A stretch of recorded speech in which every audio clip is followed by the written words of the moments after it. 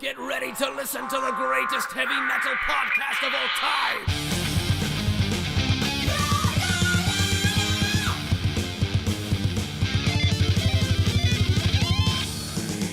Heavy Metal War Stories with your host, Stevie Peavy. Hey, what's up, everyone? Stevie Peavy, everybody's favorite guy, back with another episode of Heavy Metal War Stories. It's been a couple weeks since I did one. Sorry about that. I've had a lot of things going on, but hey, I did like 4 episodes in 11 days to start this off. So anyway, getting a lot of new listeners. I can check out the map on my site. I got people in South America, Australia, China even. Who thought that you could even get through in China? Russia, Dubai, Turkey. God, everywhere practically. So appreciate everybody listening. Hope everybody loves it. And email the show. Why not? We're at dsdgods@gmail.com. And you can also check me out on Facebook, Stevie Peavy. But let me know what you think. And tell all your friends about it, too. How about it? Anyway, today we're talking to a member of the Toilet Boys, great New York band, the Toilet Boys. We're talking to the lead singer, Miss Guy. So let's get right to it. Miss Guy and I don't really know each other that well, but we did play a couple Sex Pistols tunes together at the Key Club a few years ago, and that was pretty rocking. So I figured I'd see what was going on in the world of the Toilet Boys since they've recently reformed. Miss Guy, how are you doing? Good, Stevie. How are you? I am excellent. So, you know, I saw the Toilet Boys in '99, and unfortunately I haven't got a chance to see them since that. But one of the things that struck me about them is they just seemed like a really quintessential New York-style band. You know, there are elements of the Dolls, elements of Kiss. You know, I mean, definitely very punk, but it just was, you know, I don't know, something about it, I kind of felt like could never be an LA band. Just, you kind of feel like you guys have a little bit of a New York sensibility to them from first sight, don't you think? Yeah, well, I guess since we're all from New York, that makes sense. Although I'm originally from Southern California, but I guess, you know, we sort of wanted to do something that was sort of fun and out of the ordinary. I know I did, and we were all Kiss fans, and most of us, you know, were either big New York Dolls fans or at least appreciated them. But, you know, musically we were sort of all over the place, especially me. But, you know, our main drive was rock. And, you know, I always think it's funny because we do get compared to bands that, you know, I really like. And that's always, you know, a big compliment. But it's just funny because you don't often hear, you know, Kiss and punk describing, you know, the same band. Sure, but, you know, so one thing that I've thought is that, you know, if Kiss, like I actually mentioned this in an earlier show, if Kiss had all died in a plane crash, you know, right before, right after Alive, I figure that all these, like, Rolling Stone guys who always hated them would just go, wow, they were like this real, you know, proto-punk kind of, you know, dark, evil band that were just so crazy. It's like, you know, once they started merchandising and everything, everybody kind of got pissed off at them. But that early Kiss stuff was really pretty raw, pretty, like, you know, it wasn't that different from what, you know, the Dolls and the Stooges are doing, stuff like Off Hotter Than Hell and stuff like that. Well, no. And I mean, you know, obviously everyone knows that Kiss was hugely inspired by the New York Dolls and fans of, and I got to know Ace Frehley over the years. He came to see us play a few times, and I've probably met all of them at one time or another. But yes, I have. But I never really, you know, got to get to know any of them except Ace, and he was a huge New York Dolls fan and glam rock, loved glam rock, and you know, were very cool and very sort of, you know, of my mindset, you know, like he liked weird things, and I could see that. I think he was. I always think Ace is like kind of the most androgynous guy in the band. I mean, Paul had that whole like lover boy thing, but Ace just was kind of quietly had like the pretty hair and kind of, you know, that little pout and stuff. Yeah, I mean, his was sort of more subtle than Paul's. Obviously, Paul's was a lot more in your face. But I think that Ace, Paul's was just more of a shtick, whereas Ace was really into that. Like he hung out on the scene in those days. I don't think the rest of them really did, But First, I mean, I grew up like Kiss was just the greatest thing ever. But if someone had to say what's the greatest era of Kiss, I would say the first era, like the first 3 albums and Alive. I love tons of other stuff that came after that, but that to me is like, like Deuce and Watching You and all that. yeah. I mean, that's just like totally when they were just doing what they wanted to do. There wasn't like that, like, hey, Beth would be a really, get a light song in there or get a commercial song or maybe just even left it. Well, they say that was an accident that they discovered Beth, the DJs, the radio DJs. I don't know if that's true. It was after Destroyer, then it got just too huge and ridiculous, and that was great too. But I mean, by the time Dynasty came out, I think I was kind of over them. But at that point, I had gotten into like punk and new wave, so I was kind of like phasing out of my rock phase for a little while. Yeah, but I don't know. It's so funny, people. You see that Alive 2 album cover where they've like set the entire stage on fire, and it's really impactful. But in a sense, like you said, like all that when Gene was being lifted to the rafters and all that, it's cool. But I'd have to say that the coolest, if I could see any like real Kiss show, it'd be like one of the really early ones where it was just gritty in a smallish place and green, and all there is like Gene breathing fire and dripping blood. And it's sort of like where the Toilet Boys had, where you guys, would just be like in a, a smallish place, but just doing like this really insane, like pyrotechnic-y thing on a lower scale, that people just really blow their mind when they can just, see it that up close.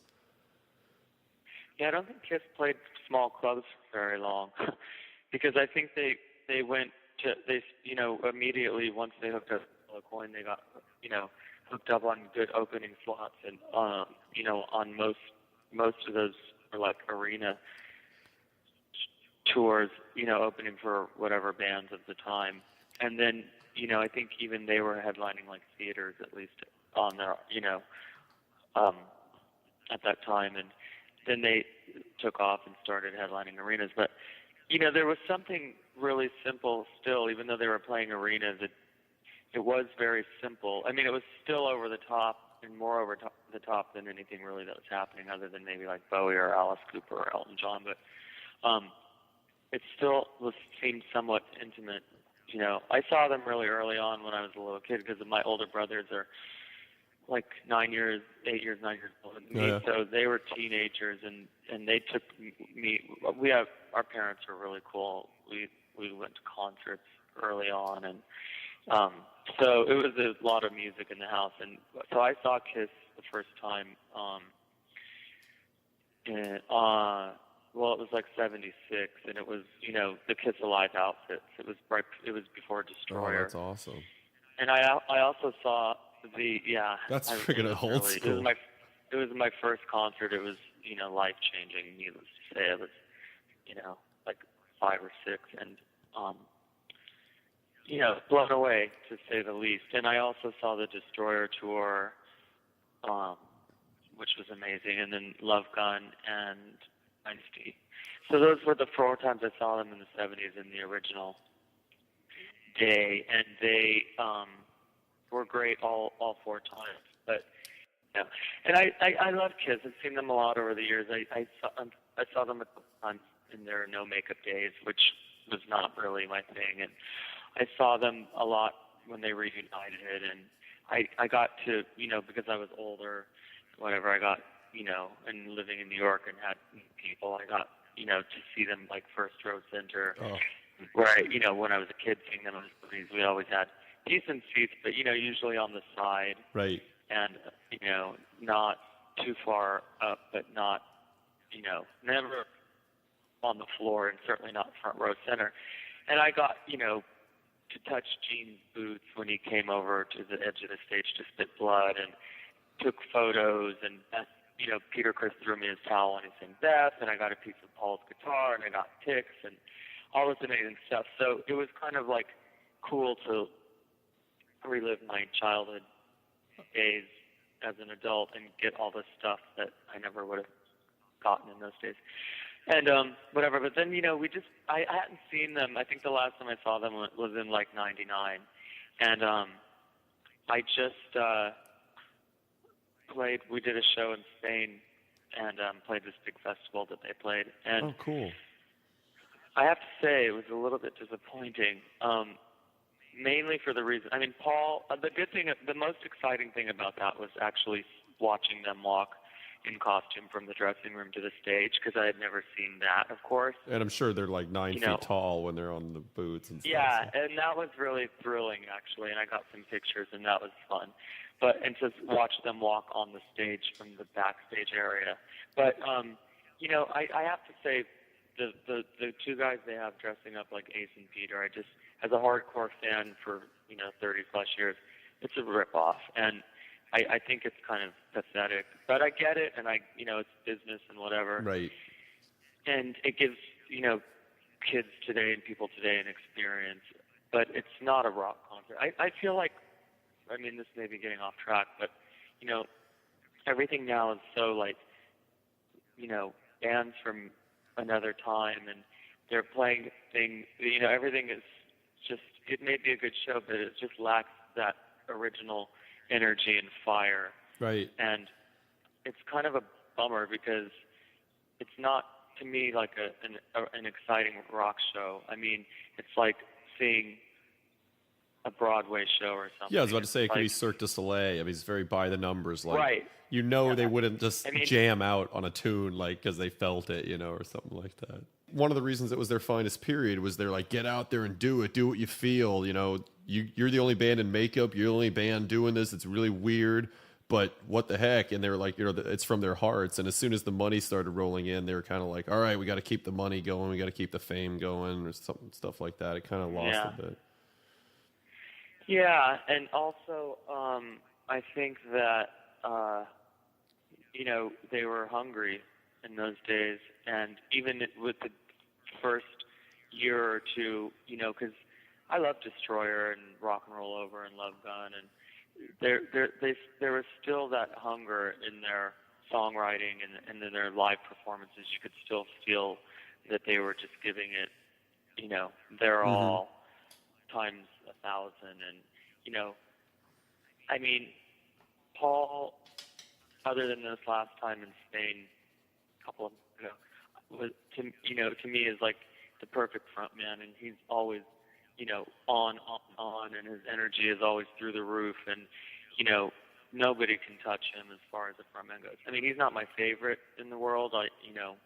Early Bowie is, to me, like the most perfect. Right. But one thing you have to admit about Paul is, for a frontman, you can't name another frontman, or at least I don't think you can, that is that dynamic and amazing a frontman that also plays an instrument. It's easier to be Bowie and Freddie Mercury, and you can do things, but to do all that and be playing guitar is pretty cool. Well, Bowie played guitar and sax, and not for every song. Right. I get what you're saying, but it's two different things. Paul's is more like party rock and roll, explosion, and Bowie was a little more, had a lot more mystique, and was a little more unusual, which I obviously am attracted to. But Paul is like playing guitar, he's dancing, he's singing well, he's moving, he is the greatest. I was going to comment on Kiss Alive. Oh, sure. But yes, that was the best Kiss moment, and that record is still, captures so much. It's exciting, and the song order and everything about it, and the artwork on the cover, and it's just such a perfect moment in rock. But they'll never be able to recapture that, and honestly, I don't think that they should. I think that's what happens with bands after they have been together for so long, and they start to, well, for example, Blondie is another one of my favorite bands, and they, and it's not Blondie, it's a lot of bands, Kiss as well, but I think when bands are starting out and new and, going the first 5 or so years, they are doing what they love. And if it catches on and becomes successful, then great. But, I think after a band's been around 20, 30 years, doesn't seem like they're just doing what they love. It seems like and then that's not necessarily their fault. They obviously have to love what they end up coming up with, but they end up, having, being influenced by bands of the moment or trying to recapture a bit of their old sound. And, a lot of that has to do with, like, management saying, you got to do this or you got to do that, or labels or whatever. And so, I just think that Kiss, their last however many records is like they're either trying to sound like, Joe Schmo band of that time, or they're trying to like recreate rock and roll over, and I think that that's never gonna make for a very good record, because I think with this last record, which has a couple of okay songs on it actually, but they were saying it's like as good as it's the best record since rock and roll over, and it's like moving horribly. Exactly, but and why compare? It's like this isn't 1976. But they're saying that because they made a conscious effort to do exactly what they did then, which I don't love that record. I don't really. I mean, I had it, and I don't have it anymore. But at least it kind of had that a little bit of the old school effort. I think they kind of did worse when they were trying to be Soundgarden or be whatever they were trying to be on Psycho Circus and stuff. So. Right. Yeah, but then if you're going to make a record that's going to be like rock and roll over, then you might want to work with Ace and Peter, because exactly. those 4 individuals that made that magic happen, not Paul and Gene, with 2 other guys. But anyway, yeah, Kiss, I mean, unfortunately, I don't feel the same way about them anymore. Yeah, me too. But I still respect them and never deny that they were my first heroes, and had a huge impact on my life. And I have such great memories of them. And I I actually was talking to my mom not long ago about Kiss, and she was like, I never would have thought when you were little buying all those Kiss records that they would, still be around 30 years later. Right. And I was like, yeah, so I guess I know what I was talking about even then. It's Kiss that they started it all, and I mean, Motley Crue I love, and their early like Shout at the Devil and all of that. It was fun, but it's like it'd been done before. It all stemmed from Kiss, and Kiss did it the best. I really don't think that anybody could ever top. I think when I saw you guys play, you did Deuce as your one cover of the night. Would you say that's your favorite song, or what's your tops in Kiss? Well, I love that song. Me too. It's that's a favorite. But I tend to like all the songs Paul sings more. I love Strutter. I love. Tonight I was doing some work around the house, and my iTunes was just on random, and Anything for My Baby came on, which I really love that song. Yeah, I like all that stuff on Dress to Kill that they never really did live. Everybody knows the ones that like She and Rock and Roll Night that went on live, but there were some good ones on that are.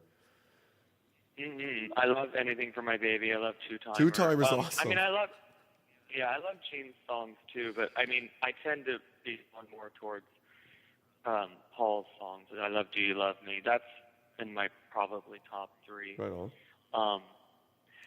I love actually a lot of the songs Peter sings. I love Hard Luck Woman.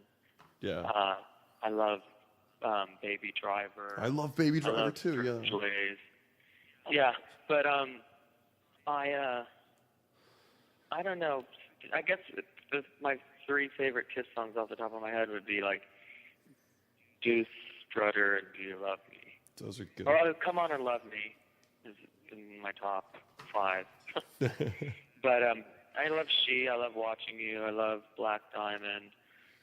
And my favorite Kiss costumes are the Alive Oh yeah. ones for sure. Yeah. But I like the Destroyer outfits were pretty good too. Yeah.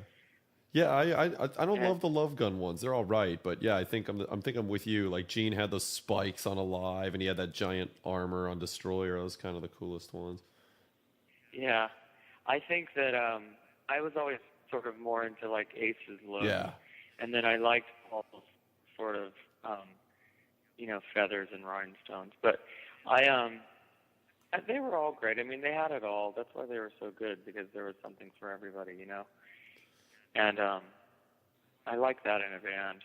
And I kind of feel like, Toilet Boys had that. So, a girl who was maybe into like a hot shirtless guy could be into Sean or one of the other guys, or into, if a lot of times girls like androgynous boys, so there's me, or, if a guy may not be into like what I'm doing, like a straight kind of rock guy, but so then there's other elements, that could draw them in. But, I surprisingly had a lot of like the straight rock guys into what I was doing and being very cool. So That's cool. It was fun. I think if you're a real rock fan and a real rock music lover, you can overlook something maybe that I would be doing that isn't maybe your thing or whatever. Do you know what I mean? Yeah, definitely. And I think you like, could kind of have the same thing that like Kiss or New York Dolls or Marilyn Manson had when you come out, is that you kind of come out with this huge bang, and a ton of people, so a bunch of people don't go, what the fuck is that? But then there's just as many people that get like, go, oh my God, I've been waiting so long for something, to come out that's not just the same old shit. Yeah.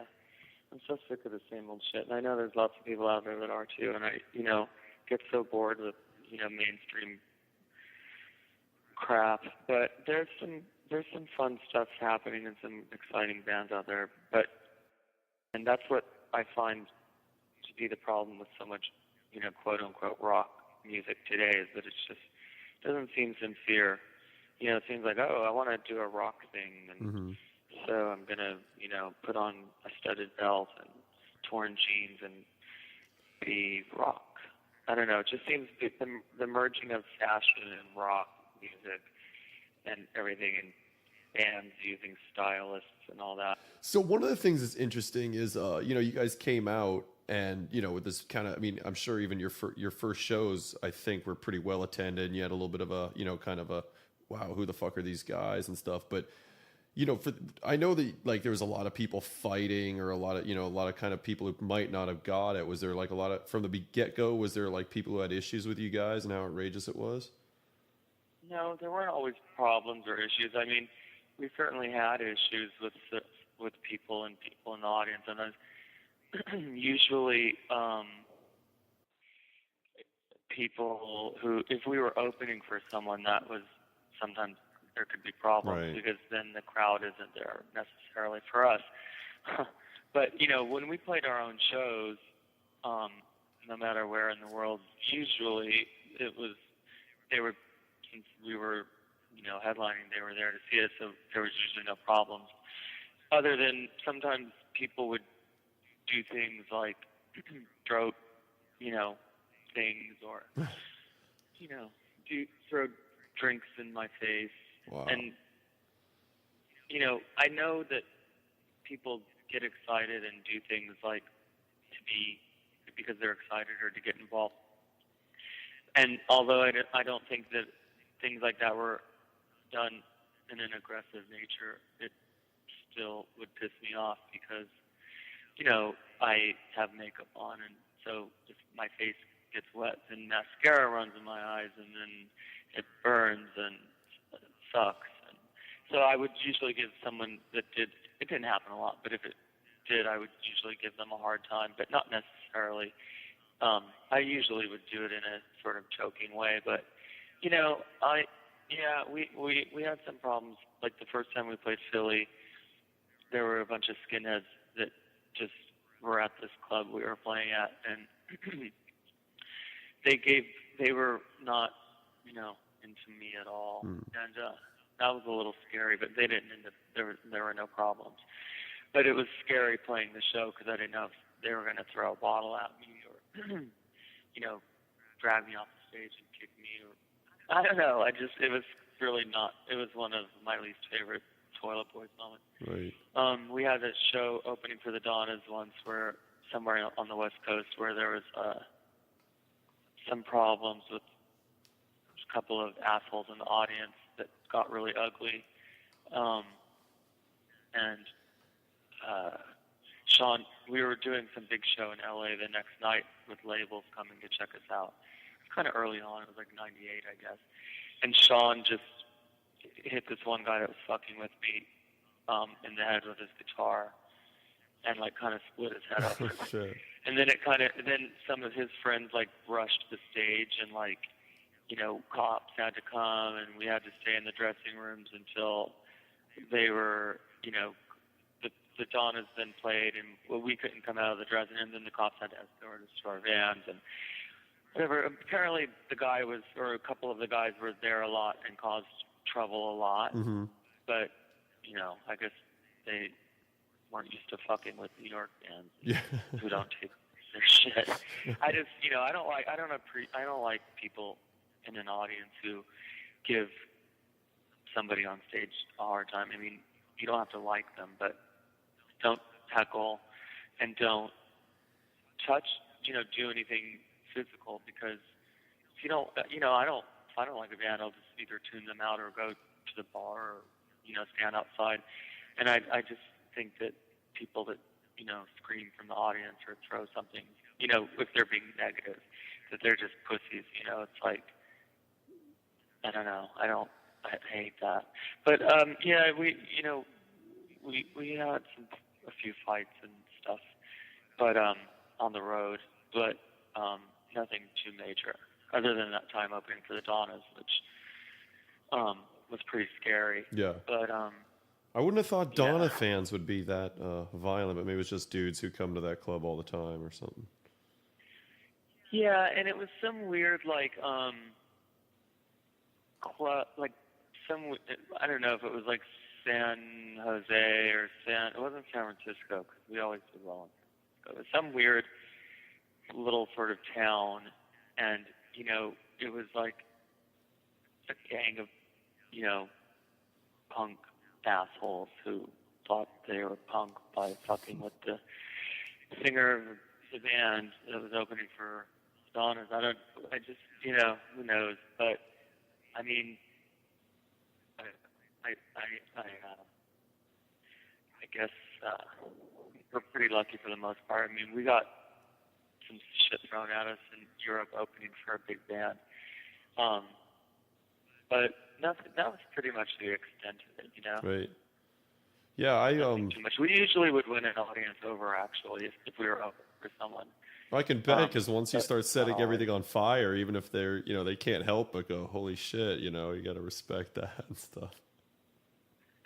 I mean, yeah. Well, I think that, our show's pretty fun for the most part. Yeah. So, even if you weren't into me or the music or whatever, you could at least enjoy the fact that it was a, fun show. But, yeah, for the most part, the shows were always really fun. Everyone was usually really enthusiastic.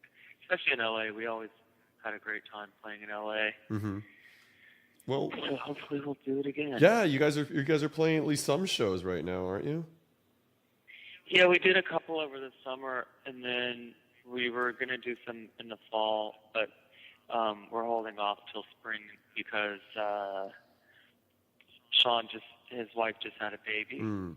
And so once that's all sort of, I think the baby was born last month, and we're working on a new show to do in the spring. So we want, are hoping to do a few festivals next year in Europe or whatever. But we, are planning on doing New York, LA, San Francisco for sure, and then whatever else, may come along. We're not going to do like a full U.S. tour. Sure. Well, I know that, Europe is obviously, can usually embraces, bands like, real rock bands a little more than America has for a long time. And I know you've done well in Europe. And I know there was that one show in England where the club kind of got set on fire, and what was up with that? That was our first time playing London, and I don't remember exactly what happened because I was doing a lot of press stuff that day and photo shoots, and some of it was with the band, but a lot of the stuff was on my own. So I was sort of running around with the publicist. We were on a label at the time, and doing lots of photos and interviews and whatever. So it was all a bit of a blur. But I do remember when we were sound checking. I don't even know. I feel like I was at the sound check, but I may not have been, and maybe just that's what they told me happened. But I think I was there. But we were at sound check. You know, they knew we did Fire, of course, and they wanted to see what, you know, they asked what it was we did, and they were like cool with everything except we used to shoot sparks off our guitars during one song, and they were like, ooh, I don't know, we got to, you know, they wanted us to show them at sound check, so we showed them and said, you know, this is the least dangerous thing we do. And they said, no, you're going to burn people, so you need to point them up. And we said, hey, but we've been doing it for like 2 years, and we always point them at the audience, and they're just sparks, and they don't burn anybody, blah, blah, blah. Well, so that night, during the show, when that happened, there was some netting on the ceiling that caught fire. And so it kind of burned for a minute, and you know, it wasn't like that bad of a fire, but I mean, they had to evacuate the place, and it was about 1,000 people. And so then the fire brigade came, and I don't know, I put it out. I don't really remember what happened from then because I was sitting in the dressing room, and I guess, you know, somebody was freaking out about that happening, saying, it might have been somebody in the band or our tour manager. Somebody was saying, oh, that's it, you know, we'll never play England again, and blah, blah, blah. And I was like, I didn't think it was that bad. And then, I don't know what happened, but they were very, we got a lot of press from that, and obviously so did the venue, and they welcomed us back with like open arms, and you know, I don't know, everything was fine. It really wasn't that bad. I mean, other than 1,000 people having to get evacuated. So it seemed like more of a bigger deal than it really was, but it really wasn't. Right.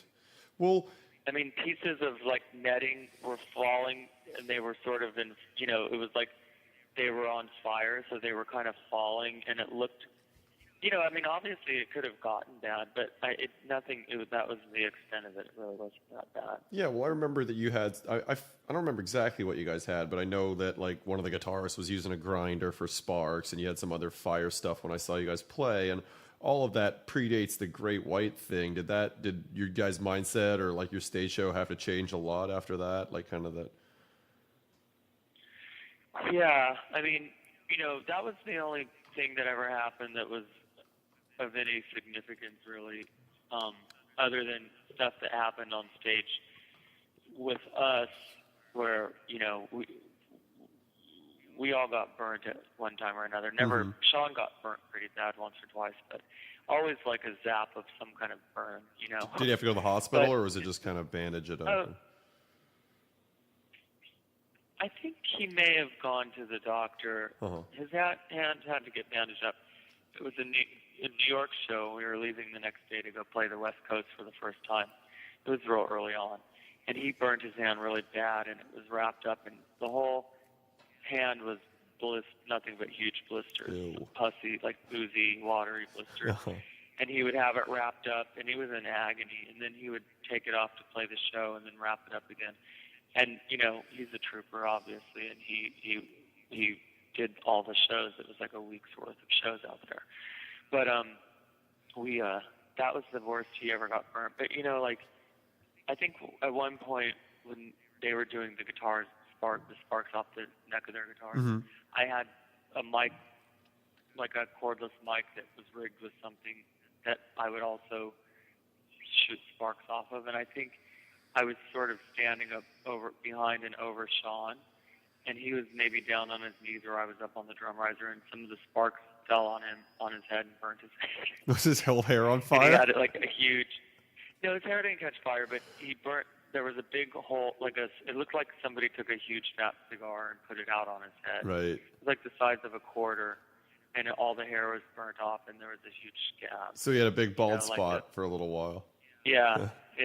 But other than that, nothing ever happened with venues, thankfully. But we did play places where like the smoke would get out of control because the fumes and the smoke from a lot of that pyro stuff, if the ceilings weren't high, would just sort of linger, and that was pretty bad. But nothing ever caught fire that I remember. Maybe a dump in New York. We played like the ceilings. They had like, I think, some kind of like, you know, what's that padding like in rehearsal? Oh, the kind of egg crate, the foam kind of. Yeah. This place we played a little teeny dump early on. I think maybe that caught on fire.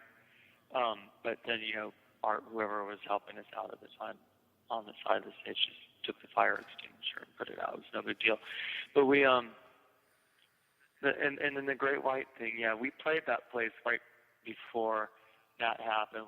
We played there like a few weeks before. Really? Yeah, I guess. Wow. And it was, I remember at soundcheck that day, we were all talking about like this place could go up in flames so easily because it was, I think it was like, it was just a lot of wood. From what I remember. But we were in Europe when that happened with Great White, so it didn't really affect us there. Yeah. But once we came back to the States, we didn't have any shows lined up right then, but we were supposed to, like a month or so later, go on a U.S. tour, which we ended up canceling because Sean didn't want to do any of the he didn't want to do show. We weren't going to be able to do pyro, and he didn't want to do shows without pyro. And I did, and thought that we should have done it. But we also ended up kind of breaking up at that point too. So it was all just in the cards, I guess. But so yes, it did affect what we could do with our show in this country anyway. But now with the shows we did over the summer, we didn't do any pyro, but we have other things that are happening and whatever. But I mean, I kind of missed it, like these shows we did. I kind of missed having it. Right. But the shows went over well, and nobody seemed to mind. In fact, a couple of people told me that they thought, they knew that we weren't doing pyro, and they thought that it was going to be kind of a bummer. But they said that they thought it was really great. So, I mean, we didn't do pyro right off the bat. So, it kind of feels like going back to the beginning before we were doing pyro. I mean, we started using it rather quickly. I mean, I think we did maybe 6 months worth of shows, 5 or 6 months with no pyro, and then we started, Was it kind of like one thing got added, and then like, hey, that's pretty cool, let's add another thing and another thing until you have... Yeah, the first thing was Sean breathed fire. And then, but I think in those days he used to just cut, I don't remember, I think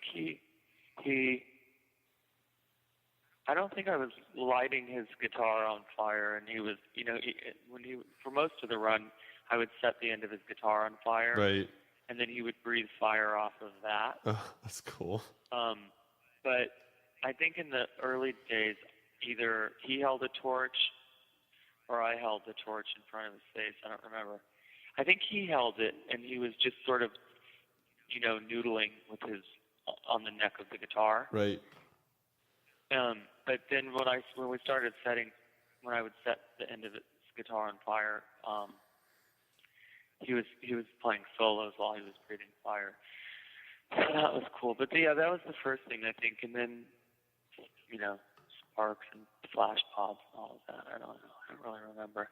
But it was a lot of fun, Yeah. But it was kind of a hassle too, because sometimes I would forget where something was going to go off or when it was going to go off, and so Sean would have to kind of nudge me out of the way, or it was also very expensive. And unfortunately, not unfortunately, we had fun and it was what it was, but we spent a lot of money doing those shows, and so we could have probably made more money if we had not had to always spend so much, because it cost us I don't even remember, but it was several $100s per show. Right. I would say maybe up to when we were doing a lot of stuff, it was $500 worth of pyro per show, which is kind of nuts. It's one thing as a one-off, but when you're touring and you're playing every night, that adds up. And ultimately, I guess it was coming out of our pay. But it was worth it, I guess, because it was fun and the audience was always into it. And it was cool. But yeah, I don't know. I don't know if we'll ever be able to do any more stuff, at the level we're at. If we got to a point where we were doing it really, pro with the fire marshals on hand every night and all of that, then maybe we could do it. But I don't know. So we shall see. Yeah, totally. So, yeah. So, yeah. Oh, I was just, I know that you were on, I don't know, were you on Roadrunner or something like that for a while? Yeah. And I think I heard that you had label troubles or something. Were they giving you enough money to keep going, or was it kind of not really a good match? No, we had a pretty good deal on paper, but once we signed, then immediately it was everything was put on hold. Right. Other than, they sent us to England. The first time we played the UK was with Roadrunner, and that was cool. And, it was nice because we had a tour bus and all of that stuff that, labels can pay for. Right. And, we got some press, but not necessarily any more press than we were getting on our own and that we got after we left the label. But, I was sort of getting press before I was even in the band. I was sort of known in the nightclub world, kind of, definitely on both coasts here and in a few places in Europe. So that helped with us getting press right off the bat. Sure. So it wasn't like we were only getting press because we were on a label. So, then it was finding producers, and it was just everything was a constant. We weren't used to having to go through so many people to get things okayed. So it was we could never agree on a producer, then we would, then it would be budget problems, and then then somebody else at the label wouldn't want that producer, so we'd have to then go searching for another. And then we finally settled on somebody who we all loved and was really good and cool, and started recording and recorded a few songs, and then I don't know what happened. I think we went back to England maybe again, and then maybe did some New York and LA shows, not much touring here, but they the president of the label loved us, but the owner of the label did not, and especially hated me and was very homophobic. And I don't even know if we ever met, so I don't think he knew or cared whether I was straight or gay, but he just thought my whole look was gay. Right. And didn't like it. And so, but he let the president, who he obviously trusted, go for it, But then what happened was, I don't know, they cleaned house and the president was a bit of a fool. He was very nice, but he didn't know what the hell he was doing and didn't know what he wanted. And eventually, I guess they realized that, and they were like, okay, they all got to go. So they got rid of the president, the vice president, and maybe some of the A&R. And then obviously when that happened, they got rid of bands that were brought in by those people. Did you guys ever record for them, or? Yeah, we did. We did a few songs, But I mean, nothing was ever that's released. what I mean. Nothing got released. No, but we had a really good lawyer at the time who got us out of our deal and got us most of our money because they were really in the wrong. I mean, Right. for sure. They went about it in a really slimy way. But anyway, our lawyer, Peter, definitely hooked us up at the end. And so we got a big chunk of money. And once we got that, we, rather than split it and break up like a lot of bands do that get dropped, we decided to just make our own record and put it out ourselves. And then that's when we put out our record in 2001 and made a couple of videos with, hardly any money, and had some good tours and some good things happened, so it was good. And I remember running into one of the assholes from Roadrunner after the fact, and we had like a video on MTV in like, the top rock countdown or whatever. And so things were going good, at that time, or it looked like it was anyway. And I bumped into this guy, and I kind of just wanted to stick my middle finger in his face and tell him to fuck off. But I was at a party, and I had had a few drinks, and so I was in, a sweet mood, and I just he said hello, and we got to chatting, and he was like, oh, yeah, you guys seem to be doing okay, and, kind of, what label are you on now? And I was like, no, we did this ourselves. And he seemed, kind of shocked that we were on MTV without a label. Wow, yeah. So it was kind of like a nice, finish.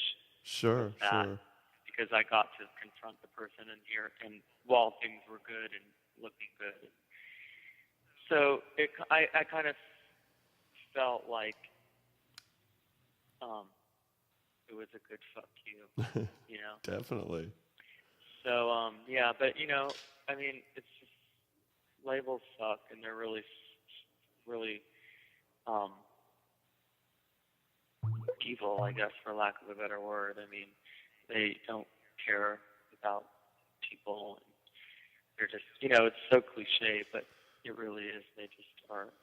Well, let me get your thought on this. Like, say, I don't know if, obviously, if you didn't even release on Roadrunner, Toilet Boys wouldn't be a great example. But say you're a band like LA Guns or someone, and maybe you're on a label and you didn't get huge, and then you get dropped, and maybe it gets tied up legally for a while, and then they kind of did give you a name that you can kind of the exposure you got for those few years really can kind of sets you apart from, say, a brand new band. Like, they usually try to keep their name. Do you feel like, even if the label fucks you over, do you feel that they have something like where they're like the ones that can really break a band big, and then after it's all over, that band still has like a real equity in their name?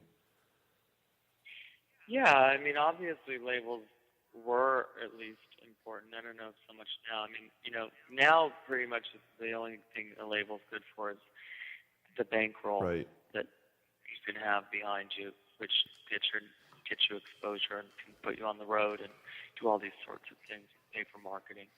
But, sure, I mean, they can be very helpful in getting your name out there, but we had our name out there anyway, which is kind of like why they wanted to sign us. Right. And because they heard about us, and we were playing good shows at that point and doing okay, but we wanted a label and we wanted to put a record out, and they tell you a bunch of lies until you sign, and then they start trying to change you or do things differently or fuck with you. And Right. We were only on that label, I don't know, maybe just over a year. Uh-huh. So, and the whole year we were on there, they didn't really do much for us at all. So they certainly didn't up our name any. Right. Other than, I don't know, we would have eventually made it to England on our own. But that's, one of the upsides, I guess, is that they footed the bill for that and got us a tour of the UK, which was good for us because we got to go back after and, whatever. But, I mean, I think we had been written about in some English magazines before we even ever, went and played there and before we were on Roadrunner. So I don't know.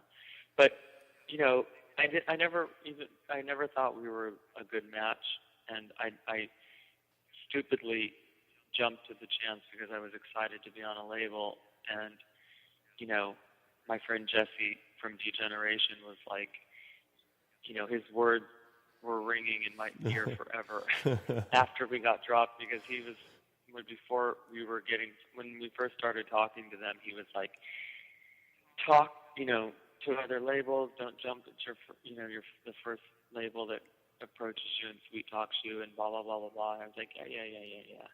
It'll never happen to us. And we jumped at the first label, really. And, I mean, they were the first ones that took it as far as they took, every other label was sort of like, taking us to dinner or talking to us, but nothing like these guys were ready to go. Right.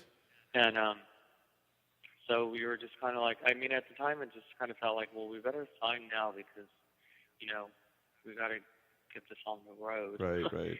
But anyway, they didn't get to keep anything of ours either because,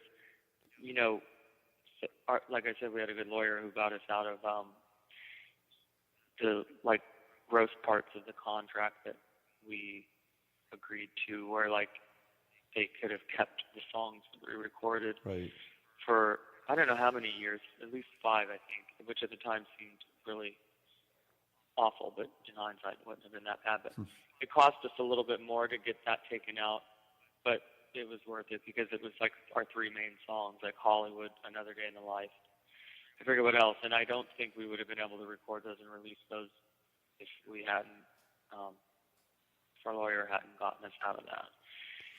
So blah blah blah. Anyway, I think that I don't know. I think they wanted to release our record just in Europe, and now in hindsight, obviously that wouldn't have been such a bad thing either.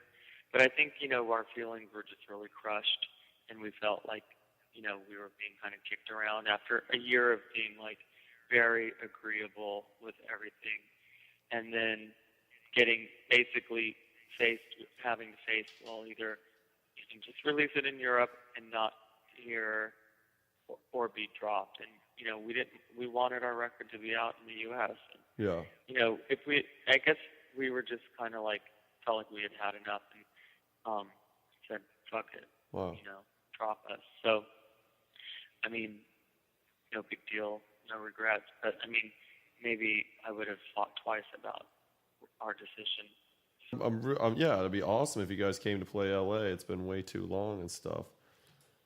Yeah, what are you up to? Oh, I'm just I got a new band called Death Squad Demon Gods. So I'm, like my last band, Van Stone, we were headlining them kind of thing. So now it's back to 8 p.m. at wherever and stuff. So Yeah, right. Doesn't that suck? I mean, I think part of it is just the way things are. Well, I'm speaking for New York anyway, but there's just not as many places to play anymore, and I don't know.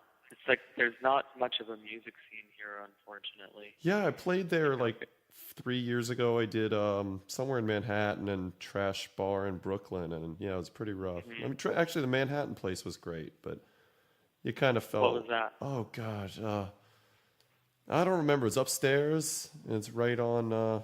I don't know. We had a bus, and we had to travel the entire island in this bus, and it was just we couldn't even get through the tunnels and stuff.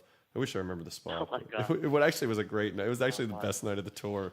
Just everything stays open so late in New York and stuff. So. Yeah. Yeah, it can be a lot of fun. I mean, our Toilet Boys show we did over the summer really felt like, the old days. I mean, there just used to be such a scene with all the bands. All the bands knew each other, and there was Karen Black and the Lunatics, and Degeneration, and us, and Sex Pod, and all these really great bands that were friends as well. So it just, I don't know, and there were so many places to go and hang out and see bands and whatever, but it's just, I don't know, it's different now. But I liked. So do you guys still do that thing at the Key Club or whatever? Oh, the Sex Pistols band? Oh yeah, just I haven't mentioned it yet, but I had the Sex Pistols tribute band, and Miss Guy was kind enough to do a couple songs. I think he did like Anarchy and God Save the Queen with us, and that was a fun night. I actually I don't have that band anymore. I do have a new Sex Pistols tribute band, which is even better because we have a Nancy Spungen. Kelly from the Dolly Rots is our Nancy. And Oh wow. and then we got a Malcolm, we got a Glenn Matlock, and so he gets fired, and then I come on stage as Sid, and so it's a little more it's more theatrical than the one that I had. But the funniest thing of that night, because you nailed it, you came up and knocked out your songs, but I just remember the one thing I remember is Texas Terry had a song or two. I forget which one she did.